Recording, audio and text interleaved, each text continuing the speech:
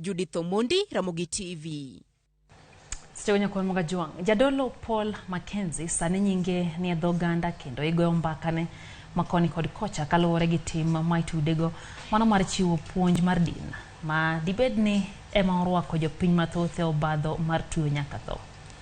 Thuoloni Mackenzie nie oda ng'ech ka itimo nonro. Penjo maduong' ma moko kuom jopiny koro nigo en mar yango ni to jago ni en ng'ama nade mani kod teku mar jiwo jopiny maluw puonj mage nyaka e okang' mar tho. Nyakora mga juang mai nonro mar jadolo Paul Mackenzie. Paul Mackenzie nyinge mokwongo chalo mar jaote Paulo, kata kamano timbene kod puonj mage to bam. Mackenzie jadolo makoch makowinj nyinge sani to bwongo neno ringre jomotho ma igole bur bang' puonj mage mobam mowuondogo jodin mage mondo otwe magichwe gi tho. Kaluwore kod weche mabwogo chuny momako Mackenzie, penjo koro en ni jadolo makoch ni en ng'a, to nochako kanisa kinde mane, to bende piny owacho noseyudo ripot mora mora e wi puonj mage, to en ang'o mane omiyo pok okawne ondamo mager mar chik.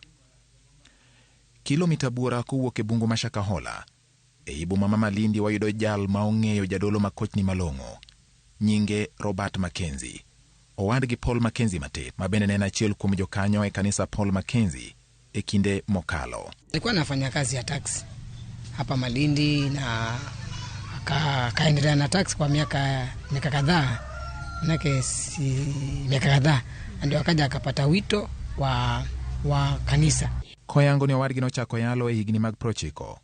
Robert lero ni kit yalo mage ni opogore kod mag kanyakla mamoko mag jodolo manomiyo riembe kanisa adek eka ne ochako kanisa mare mar Good News International. Ama pengine kulingana na mafundisho yao na pengine mafundisho ya kakangu ndio kupatana, ndio maana pengine ilikuwa ikifika hapo pastor naona huyu pengine ananiharibia kanisa yangu tena anamtoa. Bang' pogore paro kod jodolo mag dinde adek manoleme mokwongo kaluwore kod kit puonj mage, e higa mar 2003 Paul Mackenzie kanyakla kod jaode Joyce Mwikamba ne ochako kanisa mar Good News International kendo lieko ni ne en gi teko mar loso gi Nyasaye achiel kachiel. E higa mar 2015 ne gidar magiwuok kama kanisa gi mokwongo ne nitie kendo gidhi nyaka e gweng' ma Migingo i Malindi, kaunti ma Kilifi, ka ne gichako kanisa ma bende osebedo ka odhi e nyime kod kit puonjnego mondo ne ochop ne oganda mathoth.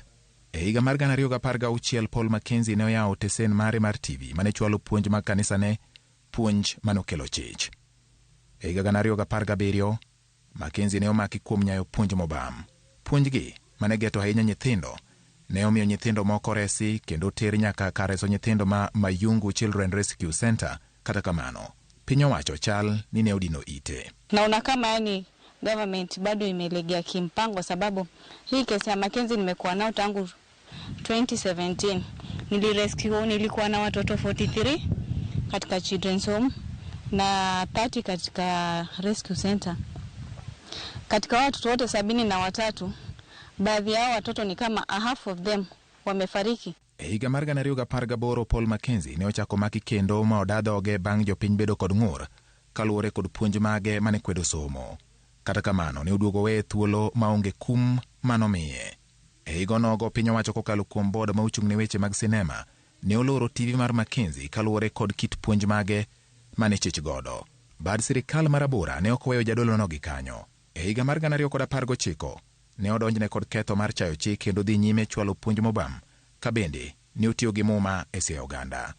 Kata obedo ni joluo wacho ni piny nigi raba, timbe Mackenzie ne poro tamo rap piny rucho.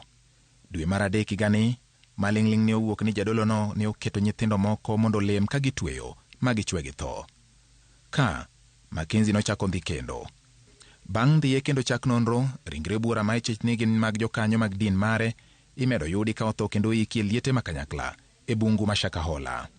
Kata obedo ni medo dhir piny owacho mondo kawo ondamo mager ne jadolo no, dwaro en ni mondo tim nonro mong'ith mabiro yango jodolo mamoko manyalo bedo ni bende chwalo puonj mobam manyalo kelo tho kaachiel kod hinyruok ne oganda jo Kenya. George Bati, Ramogi TV. Osura ne nyime nyakora